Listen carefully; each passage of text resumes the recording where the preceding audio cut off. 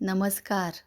आज आपण पाहणार आहोत एक रहस्यमयी कथा, ज्यामध्ये कोकणातील विशिष्ट कथा ज्या आहेत, त्या खूप फेमस अशा झालेल्या आहेत. तर त्यातलीच एक कथा आज मी तुमच्यासोबत शेअर करणार आहे. तर शेवटपर्यंत ऐकायला विसरू नका. आजची ही खूपच इंटरेस्टिंग पण घडलेली कथा. कोकणातील रहस्य कथा ही एक छोटीशी आहे. कोकण म्हणजे काय तुम्हाला माहीत आहे का? तर कोकण म्हणजे परशुराम भूमी. या भूमीत अनेक गूढ रहस्य आहेत बरं का. त्यांच्यावरच आधारित ही कथा. तसे कोकण आणि कोकणातील भूते ही खूपच फेमस असतात. मला आठवते, जेव्हा पण मी सुट्टीत मामाच्या गावाला जायची, आम्ही सगळी भावंडं रातभर बसून एकमेकांना भुताच्या गोष्टी सांगत असू. प्रत्येकजण त्यांनी ऐकलेले, वाचलेले, काहींनी तर अनुभवलेले प्रसंग सांगत असायचे. अगदी अंगावरती काटा यायचा. आम्ही घरातल्या खळ्यात बसून हा कार्यक्रम करत असू, म्हणजे आमच्या गप्पा गोष्टींचा. आमच्या गोष्टी ऐकून आजी, आजोबा, तसेच शेजारच्या घरातलं कोणी त्या वेळेला तिथे बसलेला असेल, तर तो व्यक्तीही त्याचे अनुभव सांगायला येत असे आमच्याजवळ. मग काय, गोष्टी खूप रंगायच्या आणि अजून मजा यायची. असे किती जणांच्या सोबत लहानपणी घडले, मला कमेंटद्वारे जरूर सांगा. असंच एक दिवस आजीने आम्हाला सांगितलेली गोष्ट मला चांगली आठवते. ती अशी की माझे आजोबा त्या काळी कामानिमित्त मुंबईत असायचे. तेव्हा आमचं गावचं घर खूप मोठं होतं. शाळेचे वर्ग भरतील एवढं मोठं. पण घरात मात्र तेव्हा आजी, पप्पा आणि काकाच राहायचे. पप्पा आणि काका खूप लहान होते. तेव्हा शेजारची एक मुलगी आजीसोबत रात्री झोपायला येत असे. तेव्हा घड्याळही नव्हते. जुना जमाना होता, जुनी वेळ. त्यामुळे नक्की किती वाजले हे कळणं तसं कठीण. तेव्हा आमच्या घराच्या पाठच्या दाराला एक आंब्याचे झाड होते.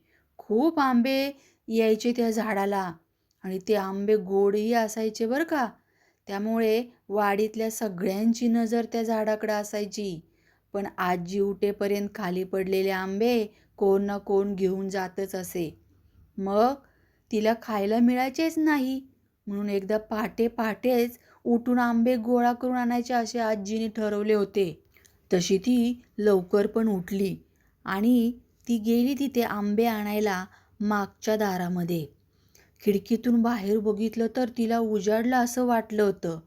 मग तिने शेजारी झोपलेल्या मीनूला, जी तिच्याबरोबर झोपायला यायची ना, तिला पण उठवलं आणि बोलली, "मिनग्या, उठ, उजाडलासा वाटता.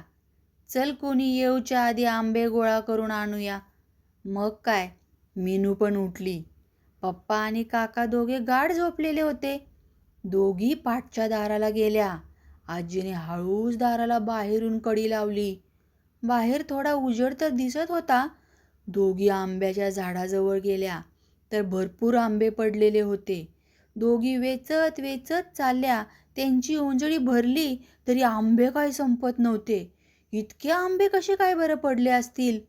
इतक्यात आजीला काठीचा आवाज आला. जणू काही त्या काठीवर कोणी घुंगरू बांधले असतील, अगदी तसा आवाज होता तो. आजीने आवाज ऐकला, पण आंबे वेचण्याच्या नादात तिने दुर्लक्ष केलं. परत आवाज आला. आता मात्र आजी सावध झाली, कारण आंबेसुद्धा जास्तच पडत होते.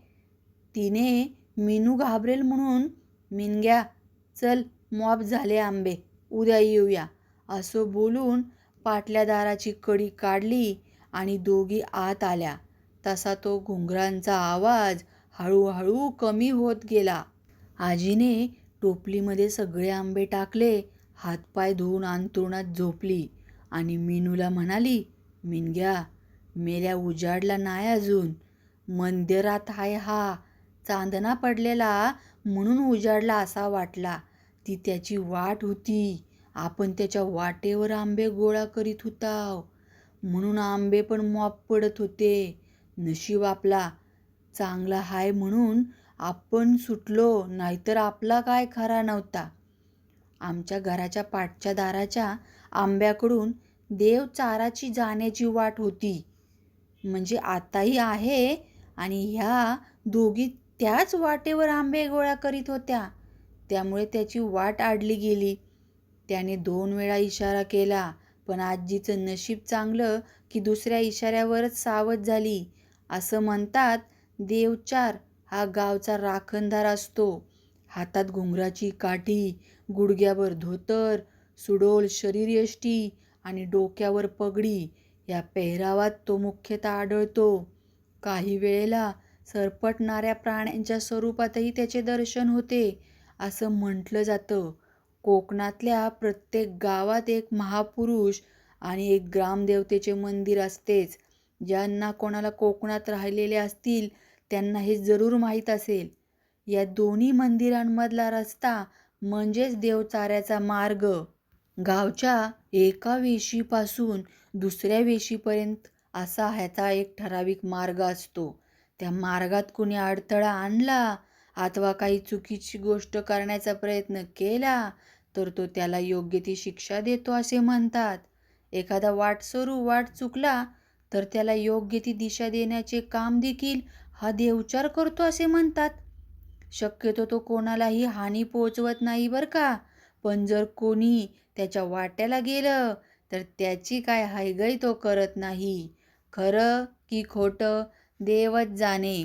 तर अशी ही कोकणातली ही कथा तुम्हाला कशी वाटली आणि कोकणामध्ये आणखी कोणी राहणारे असतील तर त्यांनी मला कमेंटमध्ये जरूर कथा तुमच्या बाबतीत काय घडल्या त्या सांगा किंवा माझ्या या ईमेल आय डीवरती शेअर करायला विसरू नका. चला पुन्हा भेटूया अशाच नवीन गूढ रहस्यमयी कथेसोबत.